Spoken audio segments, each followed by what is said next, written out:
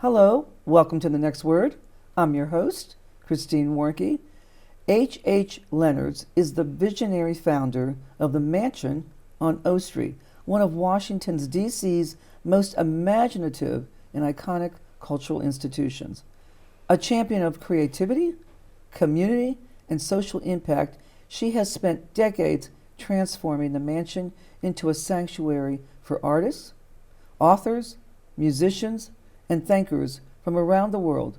Under her leadership, the Mansion has become a celebrated nonprofit museum and hospitality space known for its whimsical design, hidden doors, and deep commitment to human rights and artistic freedom. H. Leonards is also the founder of the O Street Museum Foundation, where she has cultivated a mission rooted in diversity, healing, and the power of storytelling. Her work has touched global leaders, civil rights icons, and countless visitors who find inspiration in the spaces she has created. Through her dedication, innovation, and unwavering belief in the transformative power of the arts, H. Leonards continues to be a force of nature and ingenuity. Welcome, H. And what a story! All from Lafayette, Indiana, where you were born. Yes. Correct? Yes.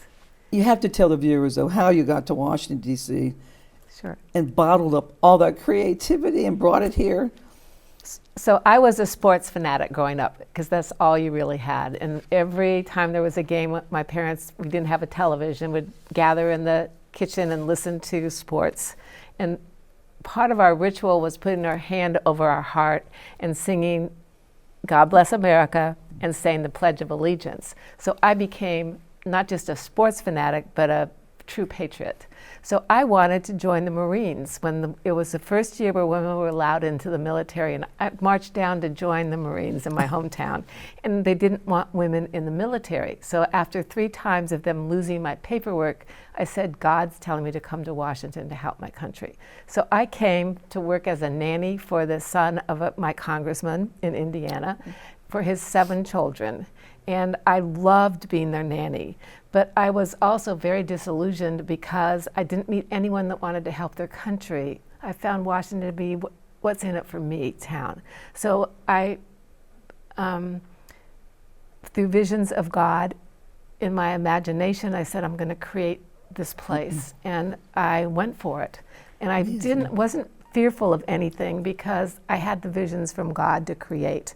So I bought the house with credit card cash advances. I had $50 in my savings account. And I am an example of whatever your mission and vision is in life, you can do it if you believe it. Because I had no education to do what I'm doing. I had no business background to do what I'm doing, and definitely had no money. But you say that, I think, in some of your memoirs, that you weren't artistic. Right. You weren't a businesswoman. Right. You weren't creative. But look what you've created. So what sparked that creativity in the Mansion? Really wanting to serve my country and to serve God, the combination of those 2 things. And I am an introvert also, so I'm very shy. So I'm creating this for other people to dare to be different, and anything is possible. So it's really to help other people. Fascinating, because if you go into the Mansion, you create all these secret doors and pathways, and you could get lost in there for days. How did you create it? Well, we really want people to get lost, because if you don't get lost, you never get found. And you have to be able to say yes to whatever God brings you. So you don't have to plan your life. You just, when magic happens and miracles happens, you say, let's go for it, let's do it. But it's just I follow the visions that I'm seeing, so I know what jobs I can take on and what will be successful. And I know how to get there. I have a very strange brain. It's fascinating, and you do keep it open to the public. Yes. And how do you do that? You go online. Yeah. Any money that we have doesn't go into advertising. It goes into serving others for our programs. So that with social media and as it advanced through the years, it's been a huge help for us. Yeah. But I always felt that your best advertising is doing good work, because other people will tell people to come. Right. So 40% of our tours are repeat people, and they come back every week, which is incredible to have a museum where people want to come back, because every day is an adventure. Every day it changes. It does. And So you that's add, the joy. Yes. then you take, We take rooms apart, we change the art, we move the exhibits. So it's never, same heart, same feeling, same exhibits sometimes, but it's different. So, and everyone wants change, they want to learn. So through fun ways of coming to the O and seeing the changes, they go, oh, you know what, I'm going to move my sofa in my house a little bit different. And I love this piece of art, but I'm going to move it over here, because if you keep things in the same place, Right. you stop looking at them. interesting. But even before you created this amazing space, you also are a businesswoman. Well, And you sold, what, $100 million worth of computer equipment. yeah, but that's again being given the opportunity to say yes. So I didn't have any experience. Like, I was asked to be a consultant to the chairman of Ogilvy and Mather. I didn't have any experience to be a consultant for marketing, but I helped him create cause-related marketing. But because he asked me to, and I, instead of worrying about it or thinking about it, I just said, sure. Amazing. So in the early years of the museum, what was the thing that made you really smile and think about?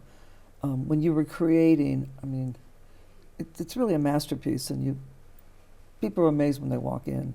Thank you. What are the things though, that hold near and dear to your heart? I think it's the people that come through that is the motivator for me, because so many people have so much inside of themselves to express and don't have a place to do it. And when they walk into the house, all of a sudden they feel that they can do anything, because they're empowered to do that. And so many times in your life you forget about pieces of your life. It's like you put them in a little shoebox in a shelf. And by coming through the house, you see these objects of your past that you remember a piece of yourself, and you re-anchor who you want to become that day. And that's really the purpose of the house. Every room, every piece has meaning for somebody. And they find who they want to become over again. Because so many times you forget. You're so busy in your day-to-day existence that you forget how you want to serve others. Yeah. And you have rooms there that you can actually stay in. Yes. And I hear, and I have not been up to your rooms, but each room is unique. Yes. Can you tell us? So you can stay in the safari room, and in the safari room you can actually, through augmented reality, because we have a huge digital program, you can pick up your phone and see an actual safari in that room. A lion comes out of your phone through augmented reality. You can pet the lion, do a photo op, and then you can close your door and sleep in that room. Now that I So did it's not fun. know. Yep. We're Other creating the rooms? largest outdoor museum in the world in Washington, D.C., using augmented reality, animation, Unbelievable. music, and immersive storytelling. And we started it in the museum, and now we're expanding it to tell the history of Washington, the history that people don't know about. People, and you started out with one building, Yes. and then how did you acquire all the buildings next to it? I mean, As they That's came funny. up for sale, I said, I've got to do this. And again, didn't have the money, so one of the houses was through my life insurance. was it? One of the houses came from Ogilvy and Mather, because they paid me a huge fee for one of their cause-related marketing concepts. So it's just not worrying about not having money in the savings account, and worrying about who you're serving, and saying the words yes to whatever God brings. So you have there are 5 houses, correct? There's actually 6. There's 6. 5 connected, and then one across the street. Right, the one across the street. And that's the Rosa Parks Safe House, because Oh, she what lived t- with me for 10 years. what amazing. We have to Yeah. talk about that when we come back, because that's a whole story in itself Yes. with Rosa Parks. I didn't realize she lived with you for 10 years. Yes. Wow. Now And I I know the didn't know who connection. she was for 3 years. That's even more embarrassing. But more. it shows you I wasn't a good student. I'm a student of life, but not education. Educated. Well, we can't say that because you've written books. You've brought so much creativity to Washington. And people, it's a little hidden jewel, really. Thank you. People do not Wow. know the museum is there. They don't know that they can stay there. They don't just know all the artifacts and you have guitars from famous famous singers like oh my God, I mean, they're everywhere. I mean, you walk in, it's just every piece you focus on. Well, people, has one a of the history. things has a history, like people don't know. This is the first time I'm saying it in public. Prince used to come at 2 and 3 in the morning and write music. So he donated his No. Purple Rain jacket. Oh, come on. He donated the jacket. You still have the jacket? We do. How But we come I haven't seen the I never jacket? talked about it publicly because I want the artists to be able to come privately and disappear and do what they love. And most artists are introverts and exceedingly shy. So having a place that they can disappear in and be publicly there if they want to be, it's their choice. But so he would, at 2 and 3 in the morning, he'd be writing on a sofa in the ballroom, music. In the ballroom, the music. Prince would And be. if you were lucky enough to be in the house when he was, you could walk through, but no one ever, you don't recognize people when they're out of their persona. Right. So Right. one of my funniest stories is we do gospel brunches and conversations, and we had a well-known gospel group singing, and Emily Lou Harris was staying there, and she came down on the Sunday morning and she started singing in the audience, and she was out of her persona. And someone standing next to me said, "Oh, H, you have such talented neighbors." That's great. I had no idea about any of these things. Although I know your brother-in-law was very involved Yes. in the musical business, and he Yes. represented a number of groups. Yes. Correct? Like Ringo, Ringo, Cat Stevens. Cat Stevens. Oh Yeah, my God, Cat Stevens. the Joe Walsh of the Eagles. The list goes on. The list goes on The and on. Allman Brothers. Yes, but he's not physically in Washington. He's also in. Well, a lot of his memorabilia has been donated to us. So has been donated. his things are there, and he's in Washington frequently. Yeah. But going back to Prince, so you have the jacket. Yeah, and we also have his gold lame suit that he wore at his wedding. So Wow, what a story! and there's there's My Fair Lady.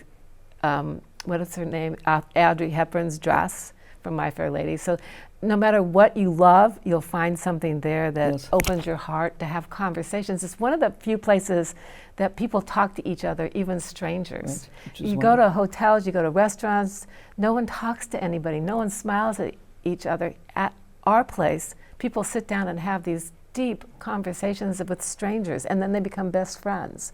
One of my favorite stories, we had 2 hotel guests having coffee together, and they hadn't met before, and I walked through the room and they were just having coffee and sweet rolls, and I came back through maybe 20 minutes later, and one of the gentlemen was crying. Tears were coming down his face, and I thought he had gotten a horrible message that something had happened, and I said, "Sir, can I help you?"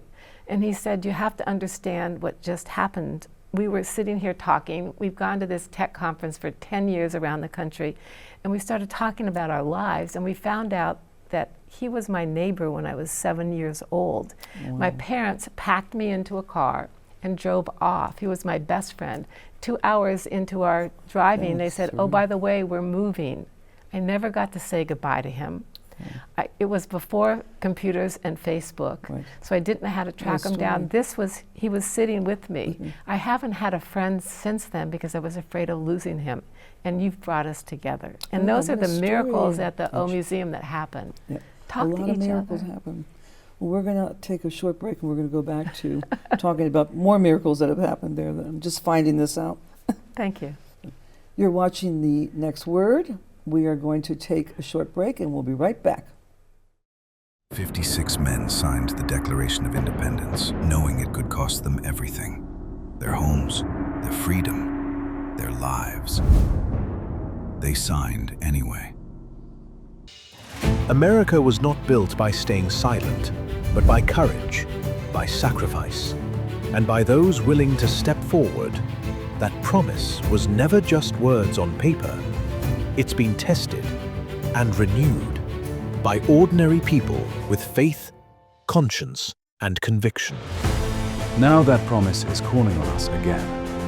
Signing the Declaration of Independence is a nationwide invitation to reflect, to recommit, and to help shape what comes next. Because every voice matters, and every signature moves us forward. Add your name. Help write the next chapter. Land of freedom, land we love.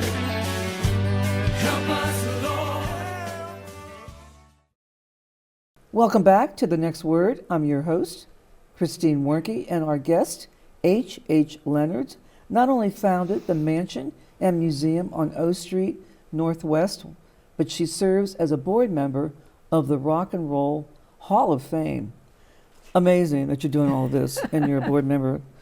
I mean, what has, as you see it, has the responsibility, as you see it as a board member, on this incredible rock and roll So I want Hall of to Fame? tie it back a little bit to how I got on the board. Okay, yes. Mrs. Rosa Parks lived with me for 10 years, and she asked me to be on the board of her museum at Montgomery, Alabama that was being built, because that's where she's from.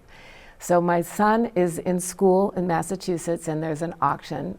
And being a sports fanatic, he wanted to go meet a bid on an opportunity to go to Cleveland to see a series of 3 games, and also meet the president of the Rock and Roll Hall of Fame. So I bid on it, I won it, and 3 days before we went to Cleveland, he comes to me and says, "Mama, I want to go to the Oakland game, and I'm supposed to speak in London at Parliament about technology." And I looked at him and went, okay, and called somebody else to go to Parliament, and we went to Cleveland. Anyone else would have gone with the ego, which is Parliament. Right. My foundation is family. So we went to Cleveland, had a great time at the games, and the last thing we did was go to the museum because he's 7 years old, he could care less. And coming down the escalator of the Rock and Roll Hall of Fame is someone that had just stayed at the house, and he stayed at the house all the time. He's the president of the Rock and Roll Hall of Fame. And I burst out laughing, "Why did I pay to meet you? Because you're at the house." But I never ask anyone that stays at the mansion what they do or who they are. I talk to them from their heart. So I had no idea he ran it. And so part of it was the tour through the museum by him. And we're walking through the museum, and I'm asking questions not about music, but about how did you decide to do this exhibit, and how much did it cost? What a brilliant idea, who created it for you? Because I was thinking about the museum on behalf of Mrs. Parks. What could I learn from them that I could take to Mrs. Parks and help with her museum? And he said, "I don't know these answers, talk to my curators." And then at the very end, he said, "H, no one ever does an exhibit like you did about these questions, but let me tell you how it works." Yoko called me yesterday and said, "I want to do an exhibit of John Lennon's artifacts. It's going to be the 20th anniversary of his death in 6 months and the 60th birthday. And I'm ready to show the bloody glasses," and she talked about the other artifacts. And he said, "I'm sitting there on the phone saying, how do you say no to Yoko?" I said yes, hung up the phone, and cussed. How am I going to raise $500,000 in 6 months to put this off? I just committed us to doing this. And I looked at him and said, "Wow, Terry, can you give me 24 hours? I think I know how to get the money for you." Wow. So I called. I was working as the CMO of a tech company, and I was also running the mansion at the same time. And I called the CEO and I called the CMO. They were in different parts of the world, and I said, "We have a great opportunity to sponsor John Lennon's exhibit at the Rock Hall. Can you be here within 24 hours?" One came from Asia, one came from Europe. They arrived at the same time at the Cleveland airport. They did not like each other. The CMO thought he'd make a better president. The president thought he'd make a better CMO. So I knew I couldn't go to the airport to pick them up. So I told them to take a board member to pick them up and give them a tour of Cleveland, bring them to the Rock Hall. Terry, who was the president, would give them a tour, and then I'd meet in the conference room. So they both came in. They saw me. They couldn't be angry in front of other people. And so they were presented with this great opportunity. And the president, who was a rocker and had his own band, said, "I can do this. I'll give you $500,000. Oh, wow. The CMO said, "Well, if you give me the rights to the name John Lennon and Imagine for a year, I'll give you another $500,000. And then the president, to up the CMO, said, "Do you need networking equipment?" And Terry said, "Of course." They gave him $1.5 million in 24 hours, and that's how he got on the Amazing. board. And that's how you got And on I the was board. the first woman on their board and the first out of Ohio person on the board. And it was all because I committed to my son, not to the Not to- ego. You were the first woman. Yes. And it's housed in Cleveland. It's housed in Cleveland. It's I a had not realized it. magnificent museum, and they're just about ready to expand by 50,000 square feet and connect the Rock and Roll Hall of Fame Museum with the Science Museum. So you can it's amazing. Wow. I know we're not going to have a lot of time, but I want to get to Rosa Parks. Yes. Because you all had an incredible relationship. She lived in your house across the street for 10 years. You ended up writing a book on her. Let's talk about her. Wow. And it's not a history book. It's about her soul. It's about her mission and vision, about her lessons of leadership that she taught her entire life. And through osmosis, she taught through me. But I didn't know who she was for 3 years because I was a bad student. And when a friend of mine said, "Who is that?" and I told him, and he said, "Do you know what she's done?" And I said, "No," and then he told me. I was so embarrassed and humiliated that I didn't know that it took me weeks before I had the guts to confess that I now knew who she was. Wow. And she held my hand, which we always held hands, and she said, "That's okay, dear. It's God's way, because if you had known who I was, I might not have stayed here as long as I did, but I trusted you because you love me for my heart and not what I've done." Oh, wow. And she felt, and so things work out. But it was embarrassing. And then she said, "But now can you travel with me? Because you know who I am." So those next 7 years, I got to travel around the world with her. And then I got to listen to what she had done from her words, not from reading. So the 51 steps. Yes. Tell me about that, because that came out of your relationship. Mrs. Parks taught me something really valuable that I did not understand at the time, but she repeated it over and over again. That we're spending time with people that believe like we do. We need to spend time with people that don't believe like we do so that we can change their hearts. If we don't change people's hearts, the laws will revert back and we'll be back at the beginning. So whenever we traveled together, we would always go to clan meetings together, and she would always put her hand out and reach out and touch people, because she felt if I can touch people, they won't fear me, and racism is from fear. So our 51 Steps to Freedom is an augmented reality tour throughout Washington. It's outdoors, it costs nothing, it's free tickets. We have 133 stories that are up and running now, talking about hidden figures, things you don't know about history that made our country great. And it was really her concept. We need to change hearts. How do you change hearts? Through education. Right. And learning about things that you don't read in the history books, about what motivates these people, what makes them be able to survive acute pain. Mrs. Parks suffered her entire life, and it wasn't just from white people, it was from blacks, Native Americans, and women, because she had all those things within herself, and she was proud of her heritage, but she understood deeply, because of her personal experiences, what it was to be discriminated against. What a story. We're not going to have too much time left, but because we are celebrating our 250th anniversary of our great country, the United States of America, I know you have a whole platform on signing of the Declaration of Independence digitally. You're going to take it across the country. Talk about that. Every small town in America, every big town, every place there's an event, a concert, a sporting event, you'll be able to lift up your phone and see George Washington and Thomas Jefferson come out. Immerse yourself in the experience of them talking to each other in a very short TikTok moment. It's like a Pokemon Go of history. And then Thomas Jefferson, who wrote the Declaration, will ask you to digitally sign. And while Sam Moore sings "God Bless America," you'll see your name go up on a digital wall permanently. You can take your picture of your name being on the monument. It's pretty exciting. And we're working with all sorts of organizations, from baseball to Miss America pageants to the tall ships that are coming from New Orleans up to Maine. As they go by ports on the East Coast, to be able to lift up your phone, see the ships coming in, learn about the ships through our augmented reality experiences, and then digitally sign the Declaration. We're working with the White House, we're working with the National Endowment for the Humanities. It's very exciting. This is the perfect year for our country to come together as one. Right. And you're working with the Commission on the 250th anniversary. Yes. Yeah. And they're really focused on They are. It's a wonderful group of people that are committed. But where'd you come up with this vision to do this? God and Mrs. Parks, we've got to change people's hearts and realize that we're more similar than anything. If she can go into a Klan meeting and amazing. shake hands, we all can come together and shake each other's hands and hug each other. It's our 250th anniversary. A little secret, because I wrote about it.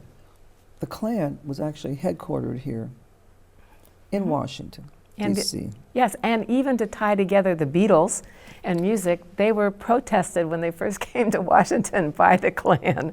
So you They never were. know. Yes, it's documented. When they came, the first, and they were amazing. Yep. Interesting. So when they would, and also So when- life is like this, if Yes, you let it. yes.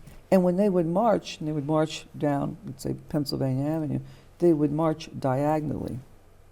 Of course, because it looked like there were far more many people. When you march diagonally. Oh, that's interesting. I didn't know that. Yes.